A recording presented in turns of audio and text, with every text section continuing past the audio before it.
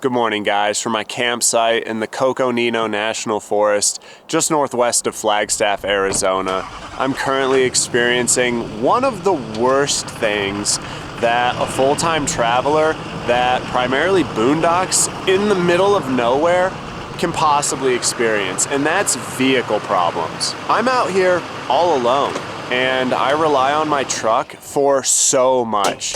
You know, getting in and out of town, literally pulling my home and everything I own across the country. You know, my truck is my literal link to the rest of society, and it has issues right now that are kind of frightening to me. But if you're new to the channel, my name's David and welcome to Unbound.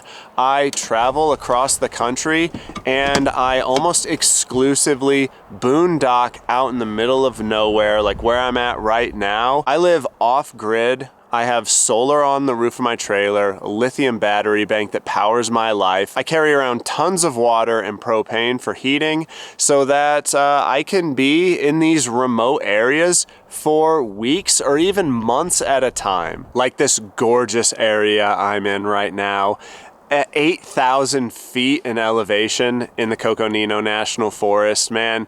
It is beautiful here. I'm the only one out here. And so to be having issues with my truck, the only vehicle that I can take into town, is pretty worrisome. The first issue you guys already know about if you've been watching the videos is my ABS. The ABS light has been on my truck. I finally got around to taking it into town to an AutoZone to have those ABS codes checked.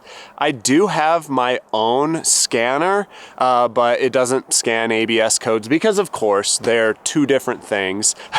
But yeah, AutoZone scanned my ABS codes and it was U1041, which for my model year of truck, is apparently a pretty common issue. There was a technical service bulletin released all the way back in 2005 talking about that issue, and basically it is a faulty ground just below the driver's side door on the frame, and that is the ground for the ABS control module. And if that ground is not making a good connection, then the ABS control module can't communicate with the rest of the system, and so yeah, it doesn't work. So I'm gonna check that ground today. I'm going to clean it up. I went to Home Depot, I bought a wire wheel, so I'm going to wire wheel the frame right there, wire wheel the screw, and hopefully make a lot better of a connection. And I'm hoping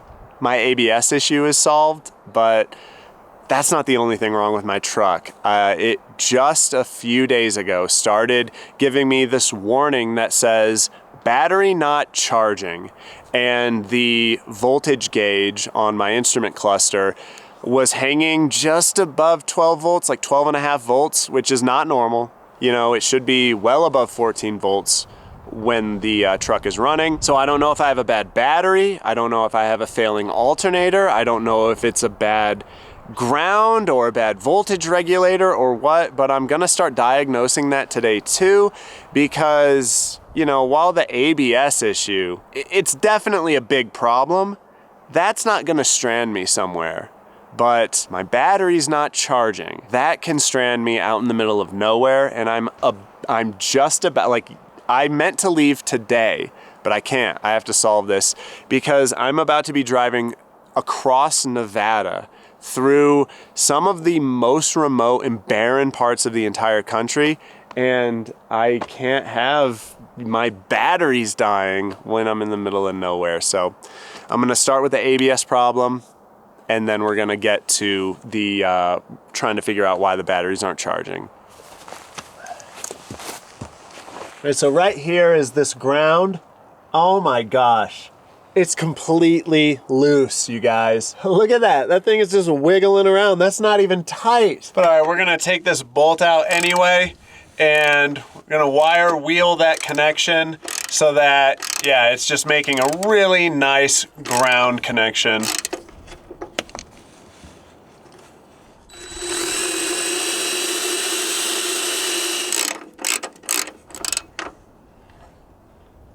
All right, that ground's tidied up. It's nice and tight. So yeah, let's see if that solves the ABS problem. Please, man, that would be massive. Oh, yes. Oh man, that's awesome. God, that it's gonna save me so much money, man, because like ABS work is so expensive.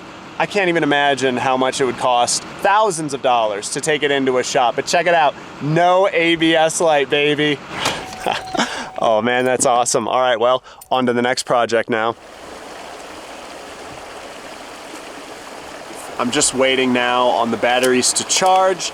So while I'm doing that, I'm gonna focus on something that is equally important, and that is lunch. So I'm pretty low on water because I didn't plan on staying this long. This job on the truck is keeping me here for a few more days than I intended.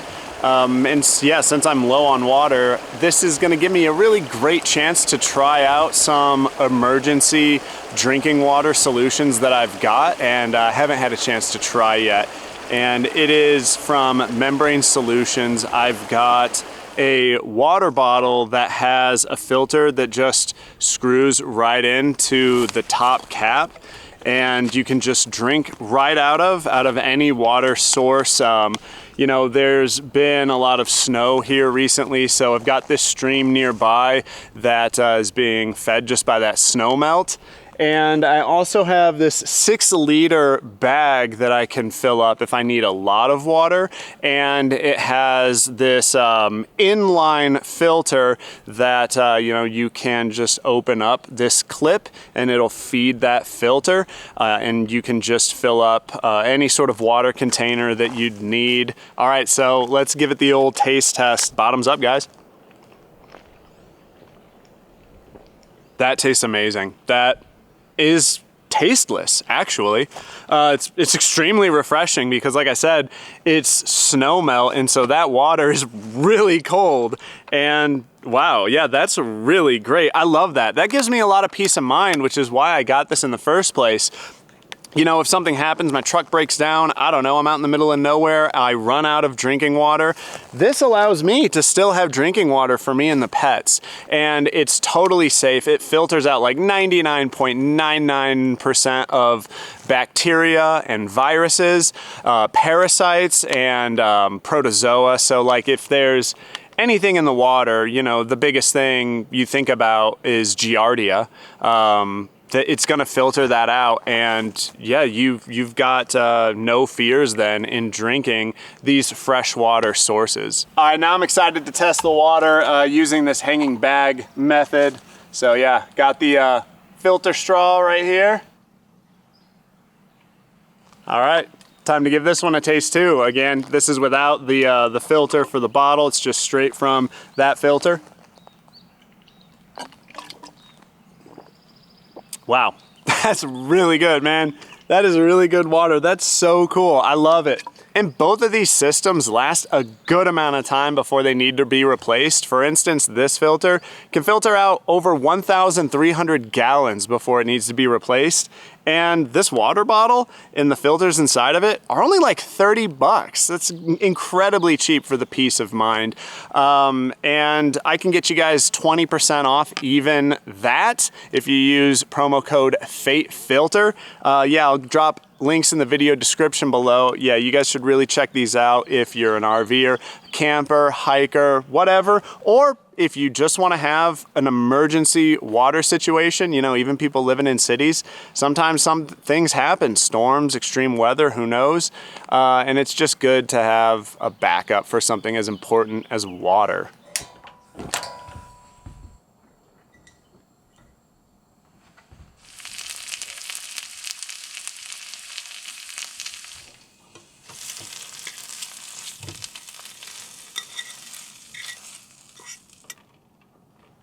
I have a ton of leftovers. I cooked just a massive amount of leftovers because I recently had a cold. I'm still getting over it. It's lingering a little bit. Sure, it's stressful. You know, my truck has a major issue still with it. You know, we fixed one issue, but it still has one that could possibly leave me stranded, which is very stressful. But I mean, I'm looking on the bright side.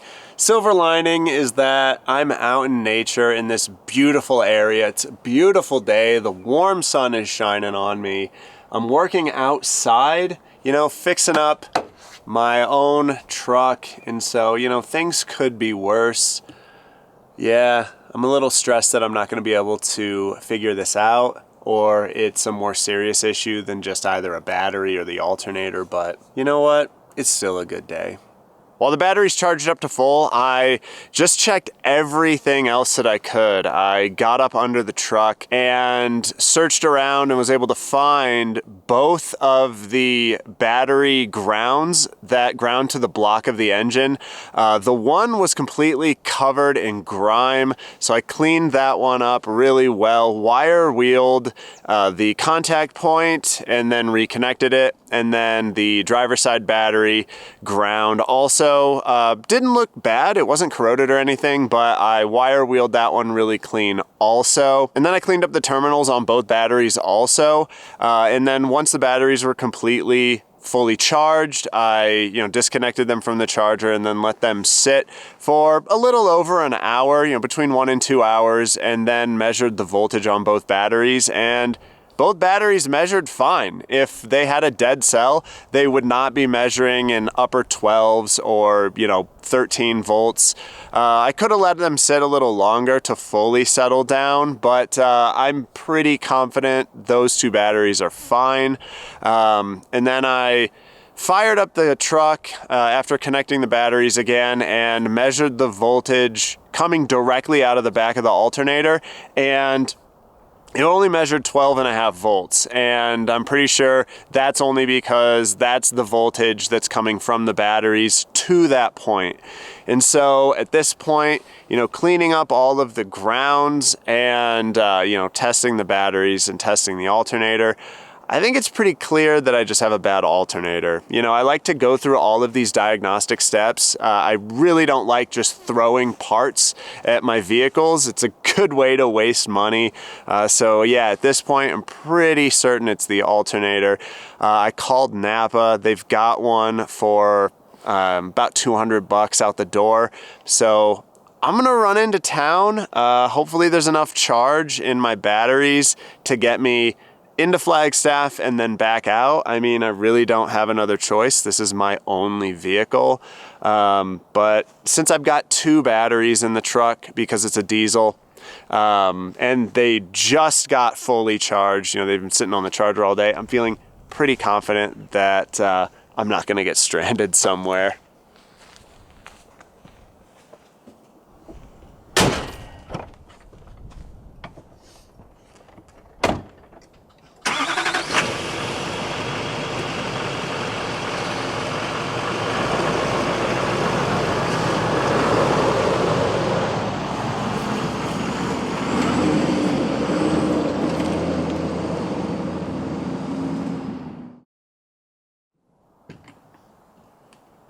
All right, guys, it's the next day and I'm back at working on the truck. I didn't get home from Napa until about dusk yesterday, and so, I just called it and figured I'd just get back to it today and finish. I did pick up an alternator, but I also decided to just have them test the batteries just to see what it showed. And my driver's side battery tested okay, but the passenger side battery tested it failed the test twice in a row, and man, that just got me thinking, what if it is one of the batteries? And so what I decided to do is do a little more testing today. I had the passenger side battery, the one that failed, charging the rest of the night, and I fully charged just before bed. So I unhooked it and it sat overnight, and it tested 12.9 volts in the morning. I just checked it and it's still right at 12.9 volts. So honestly, I think that battery failed the test because I drove all the way into town, 30, maybe 40 minutes off of potentially just the batteries, you know, if the alternator is the problem. And so, yeah, I think that's maybe why that battery failed. The other battery also tested out fine, 13 volts after resting for 3 hours after charging back to full. But what I'm gonna do now, just to be absolutely sure, is I'm going to just have one battery connected at a time, and hope, you know, I don't know if that'll be able to start the truck, if only one fully charged battery will be able to have enough power to start it. But, you know, I'm just gonna isolate each battery, start the truck with just one of the batteries, and you know, if the battery not charging issue goes away, then I know it's the other battery. But if it's still there, after testing it with both batteries individually, then it's just got to be the alternator, and I'm gonna pull the trigger and just replace the alternator and be done, man.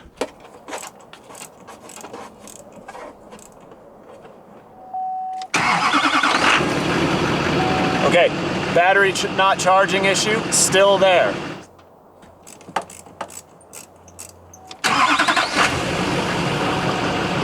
Yeah, same exact thing. Battery not charging is still on, so God, it just can't be the batteries. It has to be the alternator. Disconnect the negative terminal to de-energize the whole system. The other battery is still disconnected. Loosen the tensioner so I can pop the belt off the alternator.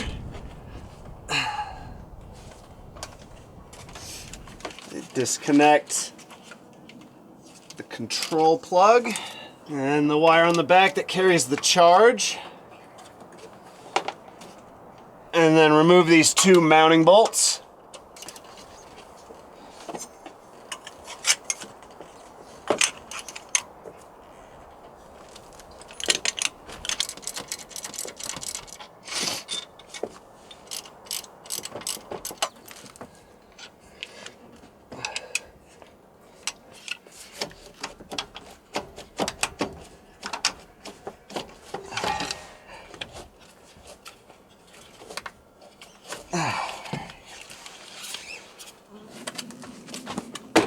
And then putting the new one on is just the opposite of taking the old one off.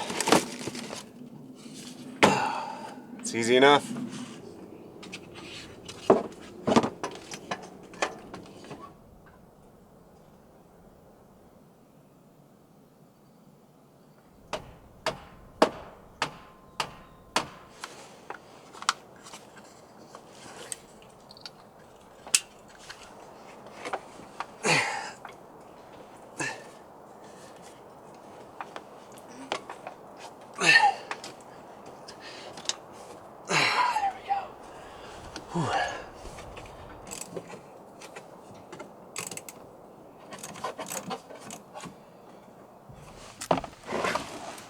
All right, guys, here we go. The moment of truth. New alternator's in. Batteries are all connected. I double checked. Everything's good to go. So come on, old girl. Come on, please. Yes! Yes, that was it. Oh, thank God. Yes. Oh. It's charging. Everything is great. Oh man, that is such a relief. Oh, God, I'm so glad it was just the alternator. Yeah, I'm gonna save nearly $500. If I would have listened to that guy at Napa, yeah, I would have replaced both batteries. That wouldn't have been the problem. Because he said, he was like, nope, look at the test. It says that battery's bad. It's not your alternator, it's your batteries. And so I would have bought those two batteries. They're $500 for two. I would have put them in, and then still wouldn't have solved the problem. I would have to go back to Napa, but I can't return the batteries because once they're on the vehicle, that's it. You can't return them. And then I would have had to buy the alternator, come back, replace that too. So I'd have wasted even more time, wasted $500. That, yeah, let that be a word of warning. I'm really glad I listened to myself there, followed my own gut, did all of the diagnosing that I did, just to be dead positive that it was the alternator.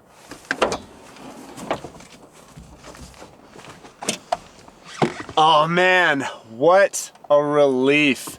I was able to solve both of those pretty big issues by spending minimal money. Just had to buy an alternator, but yeah, I was able to fix the ABS too. I'm feeling awesome. You know, my truck is back to being as dependable as ever. I love this truck. It's been with me through my entire life as a full-time RVer. I've had this truck and trailer. And you know, it's a diesel, so the transmission and the engine are gonna pretty much last forever, but the accessories and the ancillary systems, those will wear out just as fast as any other vehicle. You know, she's a 2004. Helga is 21 years old and has 182 some odd thousand miles on her. So yeah, you know, when stuff stops working, I'm just gonna keep diagnosing it and fixing it, keep this truck running as long as I possibly can. But yeah, feeling good. I'm feeling extremely confident about towing the trailer across the Nevada deserts and into California tomorrow. Yeah, I was not gonna cross those barren Nevada deserts that have no cell service with yeah, that battery not charging issue. But yeah, thank you guys so much for watching. I'm gonna head into town now. Gonna celebrate with some ice cream, I think. Get a treat for Sweetie too, maybe a pup cup. And I think I'm gonna get a 6-pack of beer also. But if you like this video and you wanna buy me a beer, you can go through that QR code right there. I'll also post a link down in the video description below to make it easy for you guys. But yeah, thank you so much for watching. It really does mean the world to me. I love having you guys along on my adventures with me. And I love when you hang out with me through the difficult times too, like, you know, when my truck wants to fall apart, and give me a lot of stress about its dependability in, you know, these remote areas. Sweetie girl, come here. Come on. But my name's David, this is Sweetie, and this is Fate Unbound, and we'll see you guys in the next one. Bye. We'll say bye. Boo. Jeez, that took you a while. What was that all about? She's usually a lot quicker with saying goodbye. Oh, what was that? All right, guys. We'll see ya. Watch out, pup.